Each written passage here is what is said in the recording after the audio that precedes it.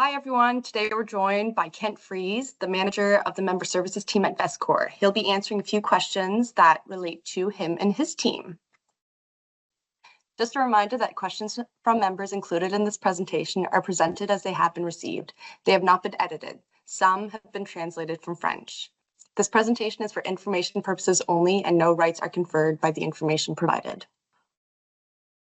So the first question for you, Kent, is what does it mean to have vested status? So great question. So being vested means that you do have a right to a lifetime pension when you retire. For your current plan, you would at least have to have 2 years of paid contribution into the pension plan. Once that happens and you would retire, you would have the right, like I said, to a lifetime pension. Great.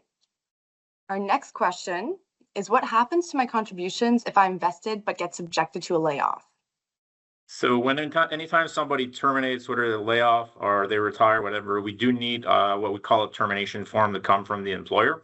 Once we receive that, we will look at your age, your service, contributions, and we will prepare your pension options and send those to you.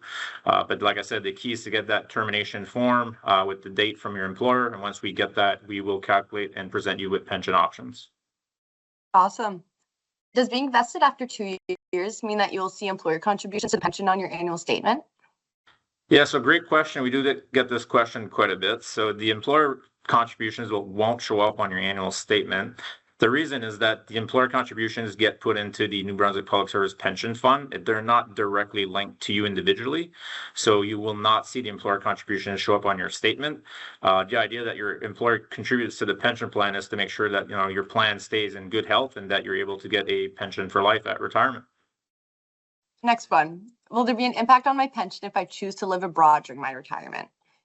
The only impact that you'd see is that you'll be charged an out-of-country tax. Other than that, nothing would really change. And in February, instead of being provided a T4A, you will be provided with what we call an NR4, and that will allow you to file your taxes in that country that you are in.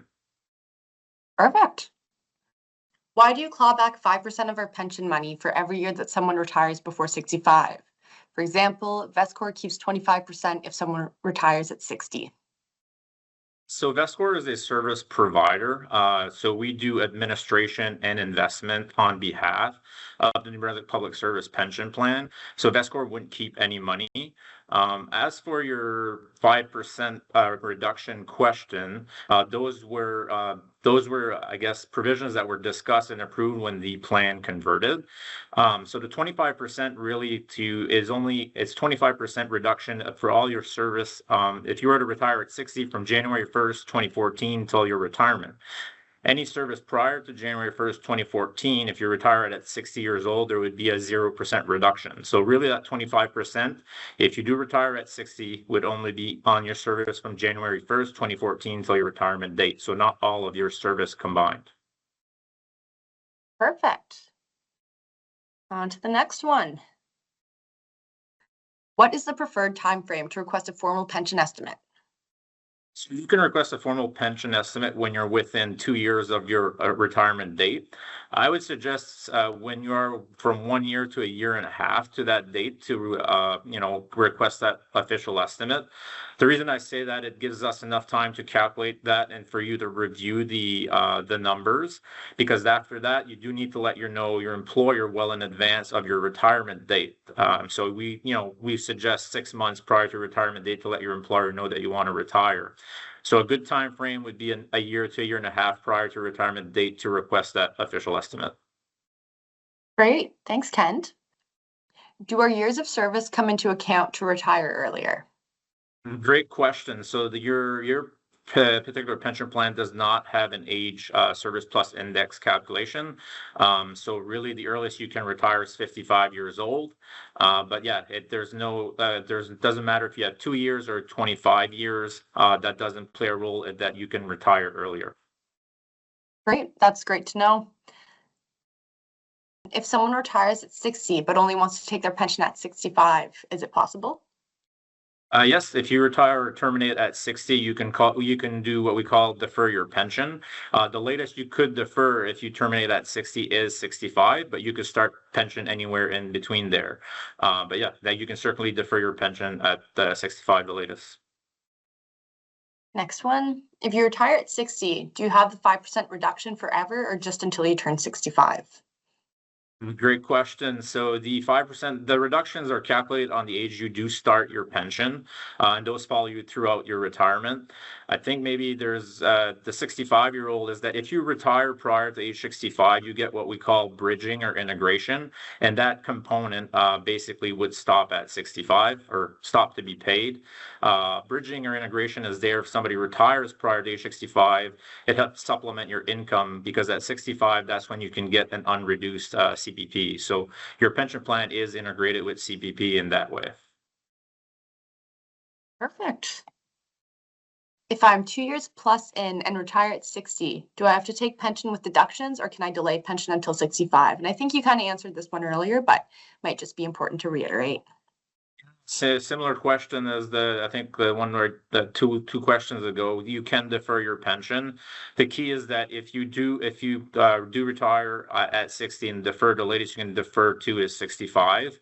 I guess to add to that, if you were to work past 65 and let's say retire at 67, you have to start your pension immediately at that point.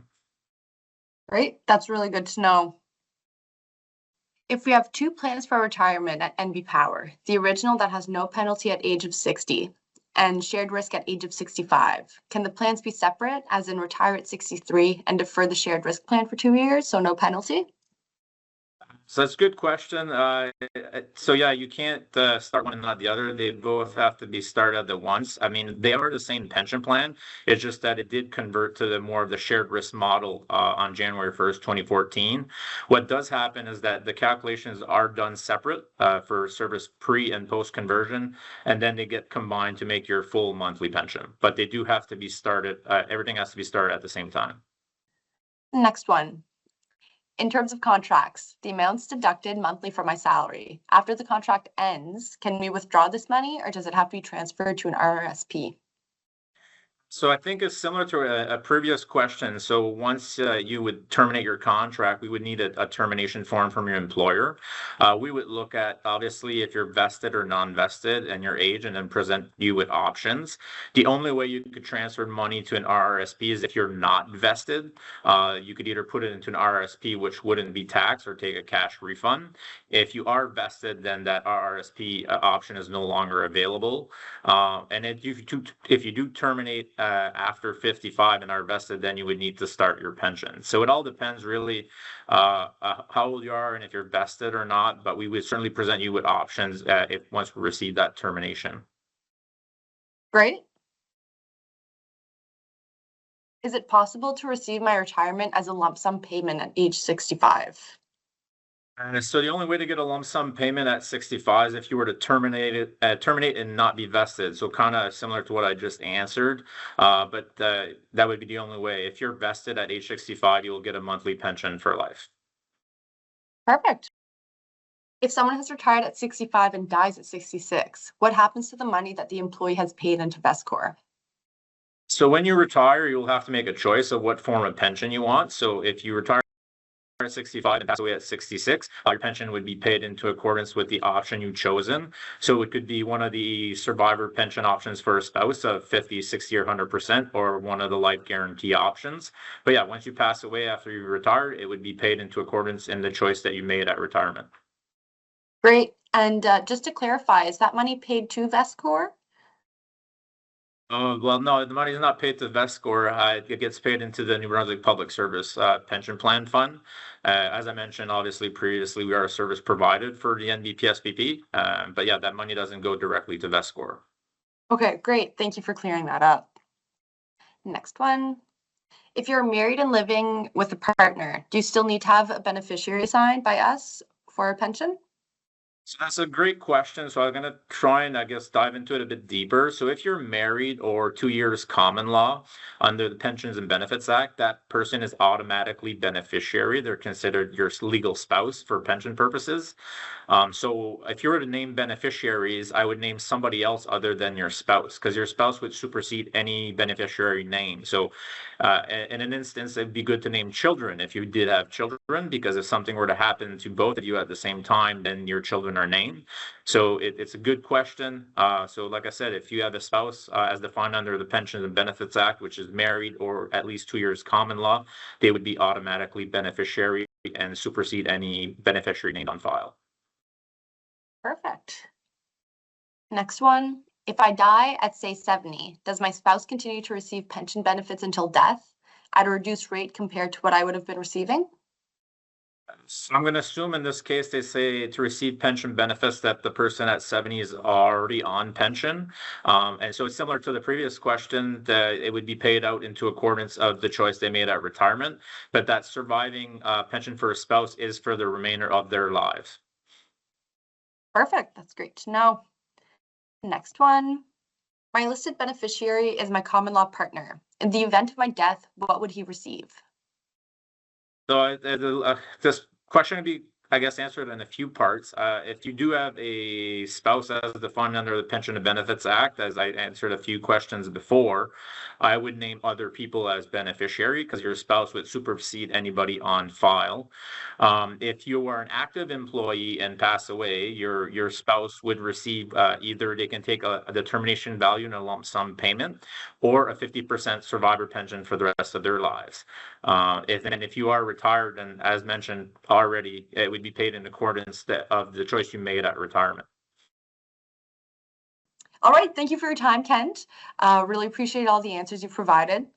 If anyone wants to learn any more information or wants to watch the full recording of the AIM, please visit nbpspp.ca/2025 AIM. And if you have any more questions about your pension or any individual questions, you can always contact Vestcor's member services team, which again, Kent leads, and the contact information is on the screen for you.